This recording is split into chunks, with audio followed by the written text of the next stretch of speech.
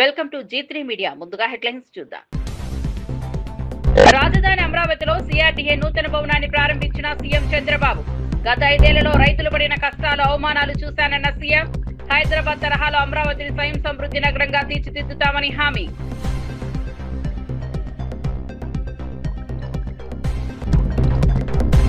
జూబ్లీహిల్స్ లో దొంగ ఓట్లతో కాంగ్రెస్ పార్టీ గెలవాలని చూస్తోందన్న కేటీఆర్. జూబ్లీహిల్స్ నియోజకవర్గంలో దొంగ ఓటర్ ఐడి కార్డులు పంచిన కాంగ్రెస్ అభ్యర్థి నవీన్ యాదవ్ పై కేసులు కూడా నమోదయ్యాయని వెల్లడి. ఇప్పుడు దొంగ ఓటర్లను నమోదు చేయించి గెలవాలని చూస్తున్నారని వ్యాఖ్య. చేయని తప్పుకు శిక్ష అన్యాయం అంటూ కోటా వినూత కన్నీళ్లు. తప్పుడు ప్రచారంతో బాధపడుతున్నారని కోటా వినూత వీడియోలో స్పందన. మేము చంపామని వార్తలు తప్పు అని స్పష్టం. త్వరలో ఆధారాలతో మీడియా ముందుకు వస్తానన్న కోటా వినూత.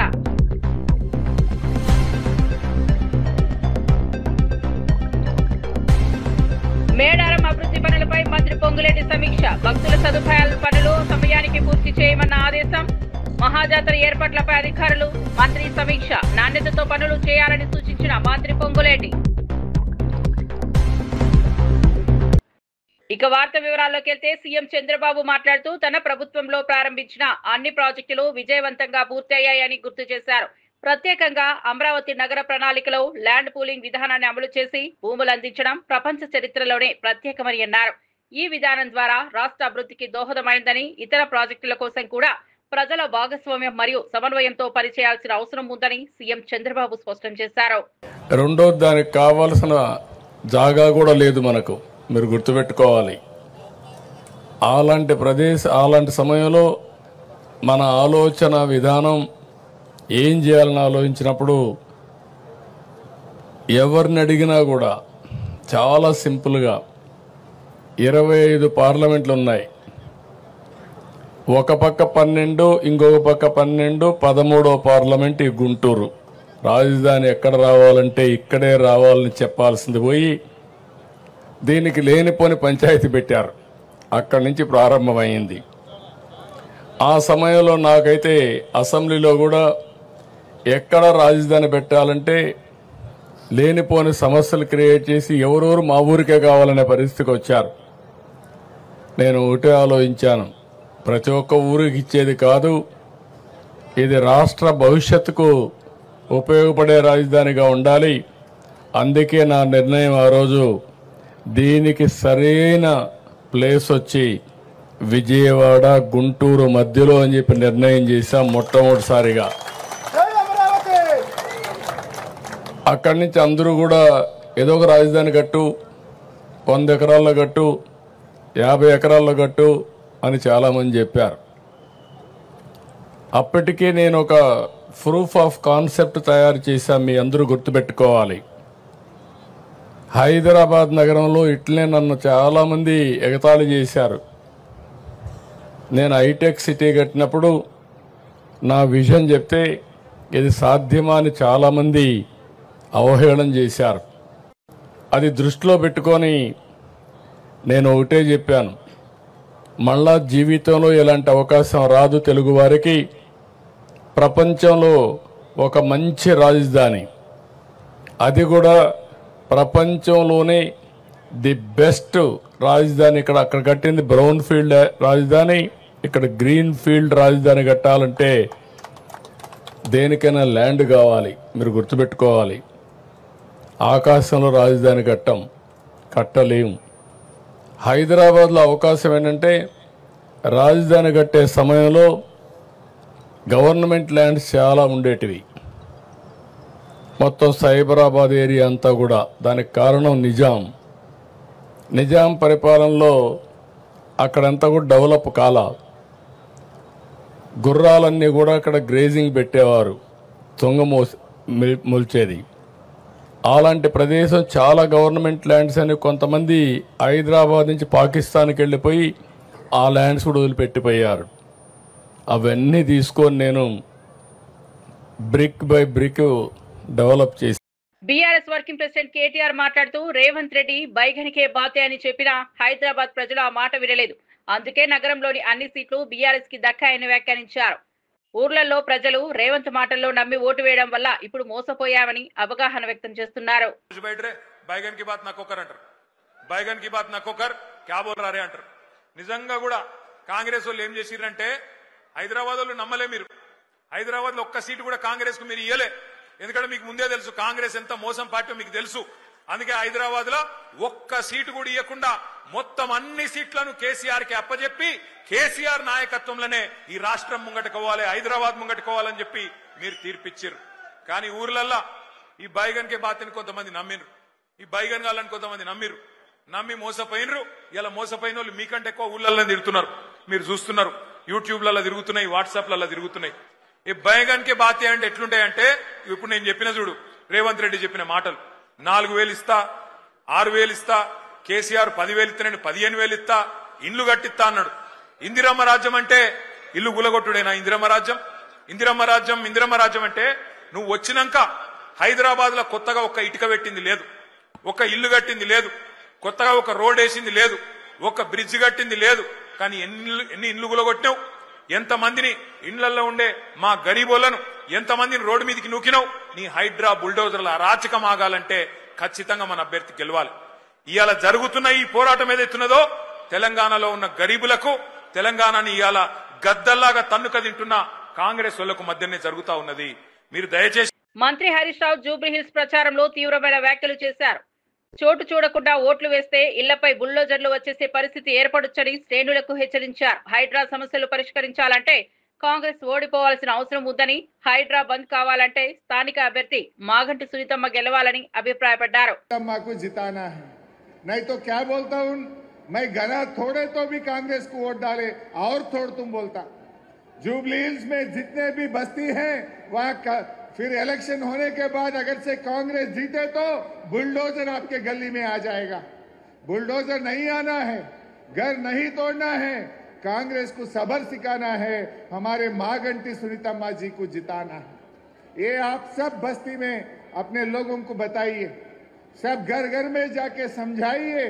జనసేన బహిష్కృత నాయకురాలు కోటా వినూత వీడియో ద్వారా తన భావాలను వ్యక్తం చేశారు. మనసు నిండా పుట్టెడు బాధ ఉంది, చేయని తప్పుకు జైలుకు వెళ్లినందుకు మాకు బాధ లేదు, కానీ మేము చంపామని ప్రచారం చేయడం చాలా బాధ కలిగిస్తోందని ఆమె తెలిపారు. ఈ కేసుకు ఎలాంటి సంబంధం లేదని, క్లీన్ చిట్ తో బయటకు వచ్చే విశ్వాసం ఉందని చెప్పారు.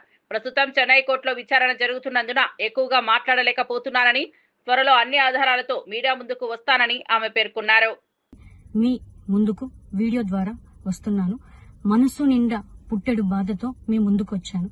మేము చేయని తప్పుకి మేము జైలుకు వెళ్లినందుకు కూడా నాకు బాధ లేదు, కానీ మేము చంపాము అని మీడియా ఛానల్లో ప్రచారం చేయడం నాకు చాలా చాలా చాలా బాధ వేసింది. అతని చావులో మా ప్రమేయం లేదని గౌరవ కోర్టు భావించింది కాబట్టే నాకు 19 రోజుల్లో బెయిల్ వచ్చింది. సబ్సిక్వెంట్లీ 1 నెలలో మా అందరికీ బెయిల్ వచ్చింది. మేము ఫారెన్ లో లక్షల జీతాలు వదులుకొని రాజకీయాల్లోకి వచ్చింది ప్రజలకు సేవ చేయడానికి, కానీ మనుషుల ప్రాణాలను తీయడానికైతే కాదు.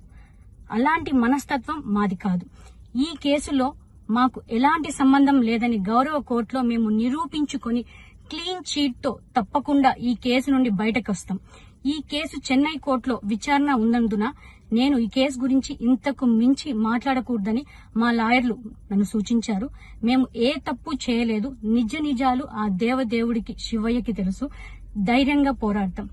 నేను జనసేన పార్టీ అధినేత శ్రీ పవన్ కళ్యాణ్ గారిని కలవడానికి ట్రై చేస్తున్నాను కాబట్టి ఇన్ని రోజులు మీడియా ముందుకు రాలేదు. మేము ప్రస్తుతం చెన్నైలో ఉన్నాము. త్వరలో నా పైన జరిగిన కుట్రకు సంబంధించిన వీడియోలతో, ఆధారాలతో మీడియా ముందుకు వస్తానని తెలియజేస్తున్నాను. న్యాయం ఎప్పటికైనా గెలుస్తుంది. ఖచ్చితంగా న్యాయం వైపు ప్రతి ఒక్కరు నిలబడతారని భావిస్తున్నాను. సత్యమేవ జయతే. జై హింద్. మీ వినూత కోట. కల్తీ మద్యం సమస్యపై మాజీ మంత్రి రోజా ఆధ్వర్యంలో నిరసన ర్యాలీ నిర్వహించబడింది. నగరి ప్రొహిబిషన్ అండ్ ఎక్సైజ్ కార్యాలయం వరకు సాగిన ర్యాలీలో నారా వారిసారా, నారా పాలన నశించాలంటూ వైఎస్ఆర్సీపీ కార్యకర్తలు నినాదాలు చేశారు. మాజీ మంత్రి రోజా నివాసం నుంచి ప్రారంభమైన ఈ నిరసన ర్యాలీ ఎక్సైజ్ సిఐ కార్యాలయం వద్ద ముగిసింది. అక్కడ ఎక్సైజ్ సిఐకి సమస్యలను వివరించే వినతిపత్రం అందించిన మాజీ మంత్రి రోజా కల్తీ మద్యం వ్యాప్తిని నిరోధించేందుకు ఖచ్చితమైన చర్యలు తీసుకోవాలని కోరారు. వాళ్ళు చేసిన తప్పుని కర్మ వాళ్ళకి కొట్టింది, సాక్ష్యాధారాలతో దొరికేలా చేసింది. ఈ దొరికి ప్రజల మధ్యలో దోషిగా నిలబడ్డ Chandrababu Naidu as usual divert politics start చేశాడు.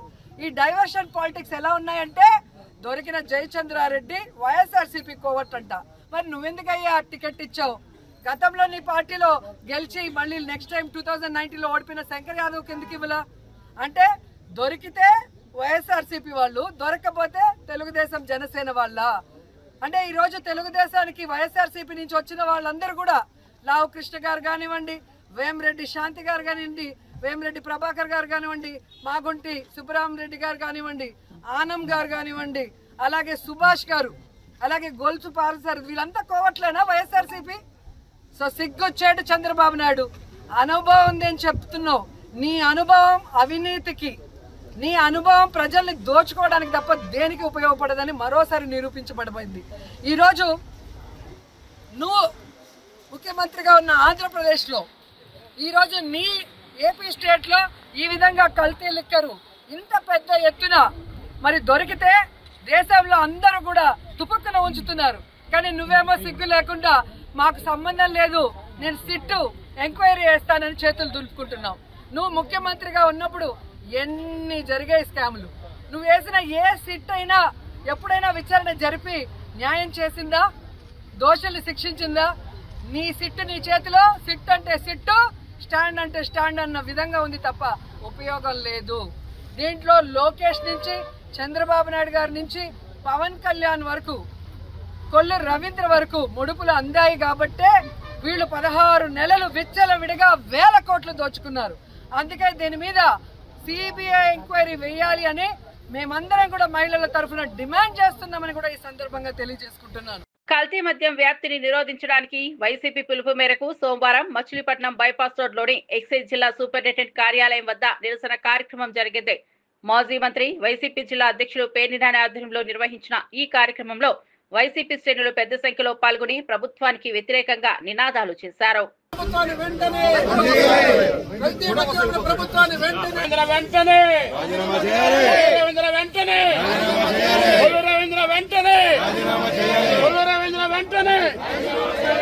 కల్తీ మద్యం కోసం నైతిక బాధ్యత వహిస్తూ కొల్లు రవీంద్ర వెంటనే రాజీనామా చేయాలి.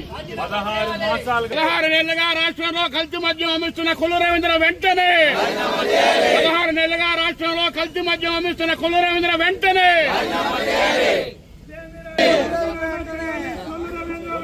రాజీనామా చేయాలి. రాజీనామా చేయాలి.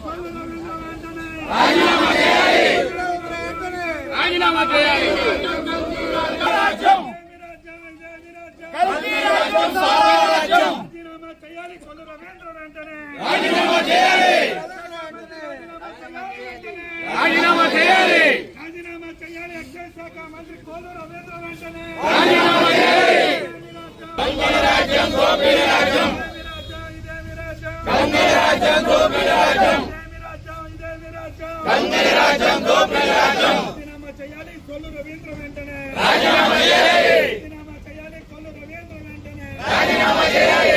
కల్తీ మందు అమ్మిస్తున్న కొల్లు రవీంద్ర రాజీనామా చేయాలి.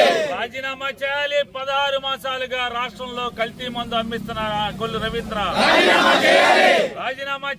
16 మాసాలుగా రాష్ట్రంలో కల్తీ మందు అమ్మిస్తున్న కొల్లు రవీంద్ర.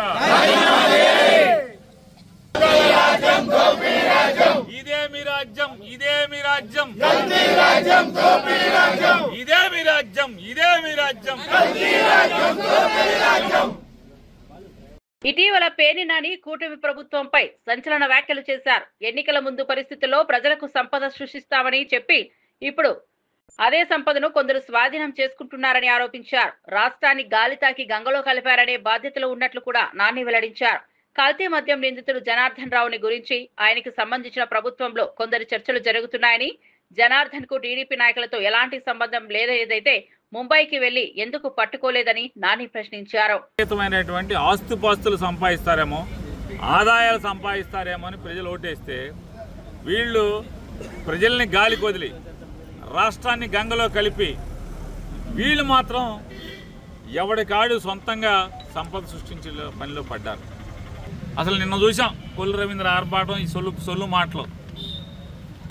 ఇబ్రహీంపట్నంలో ఫ్యాక్టరీని నడిపినటువంటి జనార్దన్ అనే అతను ఆఫ్రికాలో ఉన్నా అంట, ఆఫ్రికా నుంచి బొంబాయి వచ్చాయంట, బొంబాయి నుంచి గన్నవరం వచ్చాయంట, గన్నవరం నుంచి ఎయిర్పోర్ట్ బయట ఆయన మామూలుగా నడుచుకుంటూ వచ్చి మామూలుగా ఎట్టగా మనకి ఎవరన్నా పెళ్లికో పబ్బానికో వచ్చే చుట్టాలను రిసీవ్ చేసుకుంటాం కదా, ఎదురెళ్ళి ఆ గేట్ బయట వెళ్ళి ఆ రెడ్డి అని తీసుకెళ్తున్నారు. సిగ్గు శరం దేవుడు అసలు మీకు ఏం పెట్టలేదు అనుకుంటా. అసలు ఏం చేయాలి అంటే నిజంగా దొంగ అంటే మీకు వాడికి లాలూసి లేకపోతే బొంబాయిలో పట్టుకోవాలి కదా, బొంబాయిలో పట్టుకోవాలి. బొంబాయి నుంచి గన్నవరం వచ్చాడు, రన్వే మీద పట్టుకోవాలి కదా, రన్వే మీద పట్టుకోవాలా, లోపల పట్టుకోవాలి కదా సెక్యూరిటీ చెక్ దగ్గర, అక్కడ పట్టుకోవాలా. మామూలుగా ఏం చేస్తారు, మంత్రులు వీళ్ళు వస్తుంటే వాళ్ళ పిఏలను గన్మెన్ వాళ్ళు ఎదురెళ్ళి సూట్ కేసు తీసుకుని కారులో పట్టుకెళ్తుంటారు. అట్టా ఆయన తీసుకుని ఆడి సూట్ కేసు అందుకుని జాగ్రత్తగా ఆయన తీసుకెళ్తున్నారు. ఇంతకన్నా ప్రభుత్వం ఆడు లాలూచి పడిపోయారంటాకి వేరే సాక్ష్యం ఏమైనా కావాలని అడుగుతున్నాను రాష్ట్ర ప్రజలందరూ. వరంగల్ జిల్లా ఇన్ఛార్జ్ మంత్రి పొంగులేటి శ్రీనివాసరెడ్డి మేడారం అభివృద్ధి ప్రాంగణ పునర్నిర్మాణానికి సంబంధించిన పనులను ప్రత్యక్షంగా సమీక్షించనున్నారు. ఆయన క్షేత్రస్థాయిలో మార్గదర్శకంగా పరిశీలన చేయడంతో పాటు ఇప్పటికే జరుగుతున్న పనుల గురించి అధికారులతో చర్చించి అవసరమైన దిశానిర్దేశాలను ఇవ్వనున్నారు. ఈ సమీక్ష ద్వారా ప్రాజెక్టు నాణ్యత, సమయపాలన మరియు స్థానిక అభివృద్ధి లక్ష్యాలు సమర్థవంతంగా అమలు కావాలని మంత్రి ఉద్దేశించారు.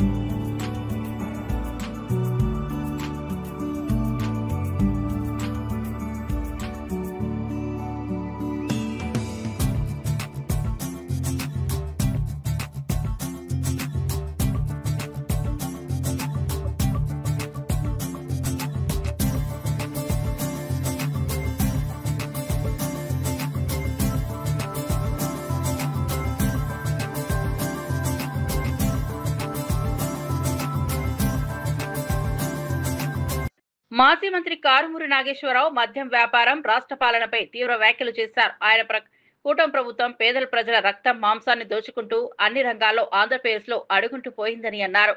తణుకు నియోజకవర్గంలో 156 బెల్ట్ షాపులు కొనసాగుతున్నట్లు గుర్తు చేశారు.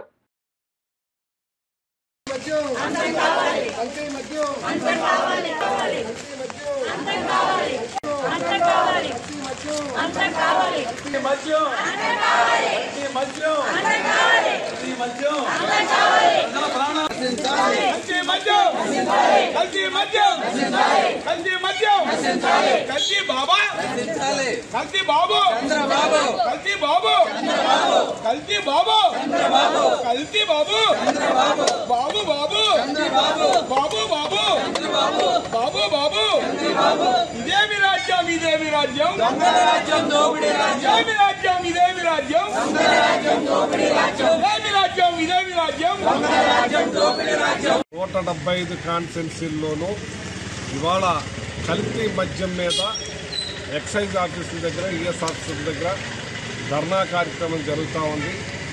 ఇవాళ రాష్ట్రం ఎక్కడికి పోతుందంటే చాలా ఘోరంగా ఉంది. ఇవాళ లిక్కర్ చూస్తుంటే ఈ లిక్కర్ని 10 రూపాయలు కూడా కాదు, కల్తీ మద్యం. ఇది ఎక్కడికక్కడ కుటీర పరిశ్రమల్లాగా పెట్టి ఇవాళ పేద ప్రజల రక్త మాంసాలని గుంజుకుంటున్నారు ఈ తెలుగుదేశం కూటమి ప్రభుత్వం. ఇంత దారుణంగా ఏ రాష్ట్రంలోనూ కూడా లేదు, ఆఖరి బీహార్లో కూడా లేదు. ఇవాళ భారతదేశంలో ఆంధ్ర రాష్ట్రం అన్ని రంగాల్లోనూ అడుగంటుకుపోయి గుండెల్ని పిండుతున్నారని చెప్పి ఈ సందర్భంగా ఈ కూటమి ప్రజల్లో తెలియజేస్తున్నాను. నా అన్న తమ్ములకు తెలియజేస్తున్నాను, సోదరా మీ కుటుంబాన్ని దృష్టిలో పెట్టుకోండి, మీ పిల్లల్ని దృష్టిలో పెట్టుకోండి, మీ కుటుంబాన్ని దృష్టిలో పెట్టుకోండి. ఇటువంటి మందు తాగి మీ ప్రాణాల మీదకు తెచ్చుకోవద్దని చెప్పి తెలియజేస్తున్నాను. ఈ కూటమి ప్రభుత్వానికి డబ్బే ధ్యేయంగా ఉన్నారు వీళ్ళు. డబ్బే ఈ రాష్ట్ర ప్రజలు మరణించినా ఏమైనా మాకు అవసరం లేదు, మాకు కావాల్సిన డబ్బే అన్నట్టున్నారు. ఈ తణుకులో చూడండి, మొన్ననేమో క్యాబినెట్లో లుల్లు మాల్ వాళ్ళు మరి ఇక్కడ భూమి కావాలంటున్నారు, పరిశ్రమ దాంట్లో వాళ్ళు ఫుడ్ మన పరిశ్రమ పెడతామంటున్నారు. ఏం ఫుడ్ అంటే అది గోవధ మాంసం, గోమాంసం అని చెప్పి పవన్ కళ్యాణ్ గారు అది ఇవ్వటానికే వెళ్ళలేదన్నారు. అటువంటిది తణుకులోనే గోవుల్ని గేదెల్ని యథేచ్ఛగా కట్ చేస్తా ఉంటే ఏం చేస్తున్నారని అడుగుతున్నాను నేను. ఈ కూటమి ప్రభుత్వం, ఈ లోకల్ ఎమ్మెల్యే వీళ్ళందరూ ఏం చేస్తున్నారు? డబ్బుకి అమ్మిడిపోతున్నారు. మీ కుటుంబాలు తరతరాలకి కూడా శాపంగా మారుద్ది. గోహత్య మహాపాతకం అన్నది చుట్టుకుంటుంది. ఈ బాటులు పేద ప్రజలు గుండెలు పిండేస్తున్నారు. ఈ పాపాలు మిమ్మల్ని, మీ పిల్లల్ని దహిస్తాదని చెప్పి సందర్భంగా తెలియజేస్తున్నాను. ఇంత దుర్మార్గమైన పనికి మీ మీద దొంగలు పెట్టరు, దొంగతనం చేస్తారు అంతేగాని మీరు ప్రజల గుండెల్ని, రక్తాన్ని, మాంసాన్ని పిండేస్తున్న ఈ కూటమి లోకల్ ఎమ్మెల్యేలు అందరూ కూడా. కర్నూలు జిల్లాలోని శ్రీశైలం మండలంలో కూటమి పార్టీల మధ్య విభేదాలు వెలుగు చూశాయి. స్థానిక ఎమ్మెల్యే బుడ్డా రాజశేఖర్ రెడ్డికి ఘోర అవమానం సంభవించింది. శ్రీశైలంలో జరిగిన నూతన ధర్మకర్తల మండలి మెంబర్ల ఆహ్వాన కార్యక్రమానికి ఆయనకు పిలుపు అందలేదు. బీజేపీకి చెందిన ఇతర మంత్రి, ఎమ్మెల్యేలు హాజరయ్యారు. కానీ స్థానిక ఎమ్మెల్యేకు పిలుపు లేకపోవడంపై నియోజకవర్గంలో చర్చలు జరుగుతున్నాయి. మనకు అందలేనందువల్ల బుడ్డా ఎమ్మెల్యే గారు లోకల్నే ఉన్నారు. ఎమ్మెల్యే గారు మా చెంచులంటే చాలా దయ. ఆయన లేకోకుండా నేను ప్రమాణం చేయాలని అనుకోలేదు. ఆయన ఉంటేనే నేను ప్రమాణం చేస్తాను. ఎందుకంటే మా చెంచులంటే చాలా అభిమానం. కర్నూలు జిల్లాలో ఎక్కడున్నా కానీ చెంచులంటే చాలా అభిమానం. కర్నూలు జిల్లాలో నంద్యాల జిల్లాలో ఎమ్మెల్యే గారు ఉంటేనే చెంచు వాళ్ళకి చాలా అభిమానం. అందువల్ల నాకు బాధగా అనిపించి నేను అందుకోలేకపోయాను. నేను దేవస్థానం ఇవ్వగారు కానీ ఆయన చైర్మన్ కానీ పిలవలేకపోయారు. లోకల్నే ఒకరోజు ముందే వచ్చారు ఎమ్మెల్యే గారు. ఒకరోజు ముందు వచ్చినందువల్ల ఆయన పిలవలేనందుకు తెలిసింది నాకు. ఆయన పెట్టిన చెంచుల కంటే చాలా అభిమానం కాబట్టి ఆయన లేనిది నేను చేయలేకూడదని అనుకున్నాను. నా మనసు పూర్తిగా అయితే ఆయన వస్తే నేను బుడ్డా రాజశేఖర్ గారు వస్తే నేను ఖచ్చితంగా స్వీకారం చేస్తాను. విశాఖపట్నంలోని సీనియర్ అధికారులు కేవీ శ్రీనివాసరావు తెలిపిన వివరాల ప్రకారం ఉత్తర కోస్తాపై కొనసాగుతున్న తుఫాను ప్రభావంతో నైరుతి బంగాళాఖాతంలో మరో ఉపరితల ఆవర్తనం ఏర్పడింది. దీని ప్రభావంతో రాబోయే 24 గంటల్లో కృష్ణా, ఎన్టీఆర్, గుంటూరు, పల్నాడు, పశ్చిమ గోదావరి జిల్లాలో భారీ వర్షాలు కురిసే అవకాశం ఉందని తెలిపారు. అదనంగా అన్నమయ్య, చిత్తూరు, నంద్యాల జిల్లాల్లో కూడా విస్తారంగా వర్షాలు పడతాయని సూచించారు. నైరుతి రుతుపవనాలు నిష్క్రమిస్తున్నప్పటికీ ఆంధ్రప్రదేశ్లోని కొన్ని ప్రాంతాల్లో తుఫానుతో కూడిన వర్ష ప్రభావం కొనసాగుతుందని కేవీ శ్రీనివాసరావు తెలిపారు. వస్తున్నాయి. అలాగే అవి ప్రస్తుతం అయితే Orissa, Chhattisgarh, Telangana, Maharashtra and north eastern states next 2 to 3 days లో విత్ డ్రా అయ్యే అవకాశం అయితే ఉన్నట్టు మనం చెప్తున్నాం. అలాగే మనం ఇంకా ఆంధ్రప్రదేశ్ వరకు చూస్తే ఇంకా నైరుతి ఋతుపవనాలు ఇంకా యాక్టివ్గానే కనిపిస్తున్నాయి. ప్రస్తుతం కోస్టల్ ఆంధ్రప్రదేశ్ దాని పరిసర ప్రాంతాల్లో 0.9 కిలోమీటర్స్ హైట్లో అయితే ఒక అపరేట్ సైక్లోనిక్ సర్క్యులేషన్ అయితే ఉంది. అలాగే నెక్స్ట్ నైరుతి బంగాళాఖాతంలో కూడా నిన్నటి వరకు కంటిన్యూ అవుతున్నటువంటిది ఈ అపరేట్ సైక్లోనిక్ సర్క్యులేషన్ ఇంకా అది బిట్వీన్ 1.5 అండ్ 3.1 కిలోమీటర్స్ హైట్లో కంటిన్యూ అవుతుంది. వీటి అన్నిటి యొక్క ప్రభావం చేత ఇంకా నెక్స్ట్ 2 days వరకు కూడా ఇటు కోస్టల్ ఆంధ్రప్రదేశ్లోను రాయలసీమలోను కూడా పలు ప్రాంతాల్లో ఒక మాస్టర్ వర్షాలు, అలాగే కొన్ని ప్రాంతాలకి జూబ్లీహిల్స్ లో కాంగ్రెస్ మజ్లిస్ మధ్య పోటీ నేపథ్యంలో బీజేపీ రాష్ట్ర అధ్యక్షుడు రామచంద్రరావు అనుమానాలను వ్యక్తం చేశారు. ఆయన ఆరోపణల ప్రకారం కాంగ్రెస్ గుర్తుపై మజ్లిస్ అభ్యర్థి పోటీ చేస్తున్నారని, గతంలో అదే అభ్యర్థి మజ్లిస్ నుంచి పోటీ చేశారని గుర్తు చేశారు. కాంగ్రెస్ అభ్యర్థిగా ప్రకటించిన తర్వాత మజ్లిస్ అధినేతను కలిసిన విషయాన్ని జూబ్లీహిల్స్ ప్రజలు గమనించాల్సిందేనని రామచంద్రరావు సూచించారు. సమక్షంలో ఖమ్మం, దేవరకొండ జిల్లా నుంచి పలువురు వైద్యులు, వ్యాపారవేత్తలు బీజేపీలో చేరారు.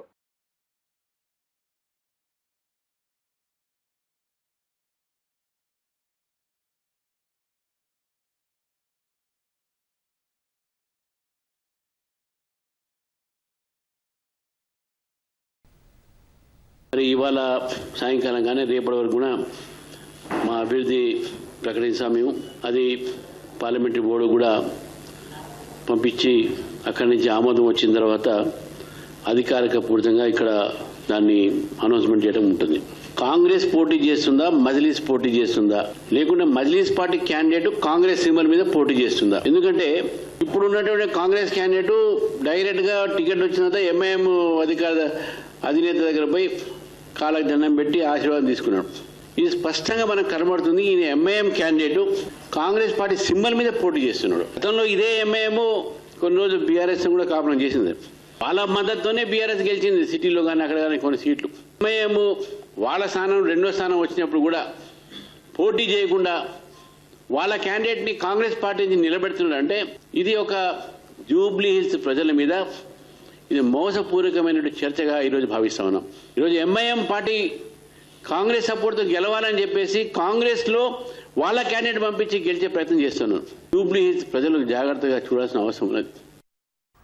ప్రఖ్యాత సినీ నటుడు ఎన్టీఆర్ సతీమణి లక్ష్మీ ప్రణతి తిరుమల శ్రీవారి దర్శనానికి వెళ్లారు. వీఐపీ ప్రారంభ విరామ దర్శన సమయంలో నూతన వధూవరులు నాని నితిన్ దంపతులతో కలిసి స్వామివారి సేవలో పాల్గొన్నారు. అధికారులు స్వాగతం పలికి దర్శన ఏర్పాట్లను సక్రమంగా ఏర్పాటు చేశారు. దర్శనం అనంతరం రంగనాయకుల మండపంలో పండితులు ఆశీర్వచనం చేసి స్వామివారి తీర్థ ప్రసాదాలను లక్ష్మీ ప్రణతి నూతన దంపతులు అందుకున్నారు.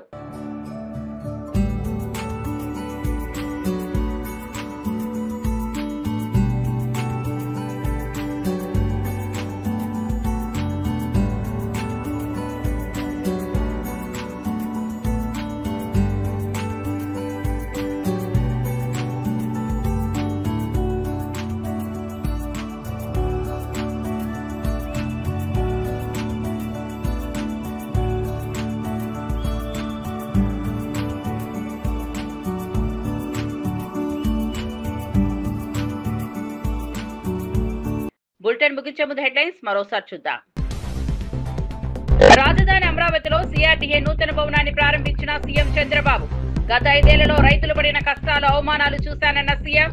హైదరాబాద్ తరహాలో అమరావతిని స్వయం సమృద్ధి నగరంగా తీర్చిదిద్దుతామని హామీ.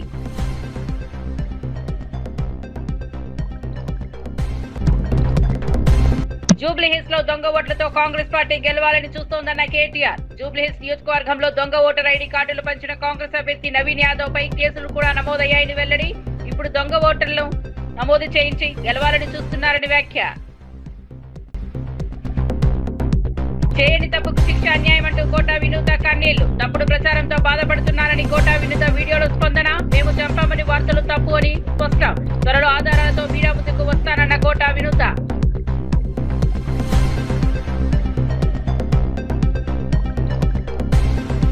మేడారం అభివృద్ధి పనులపై మంత్రి పొంగులేటి సమీక్ష. భక్తుల సదుపాయాల పనులు సమయానికి పూర్తి చేయమన్న ఆదేశం.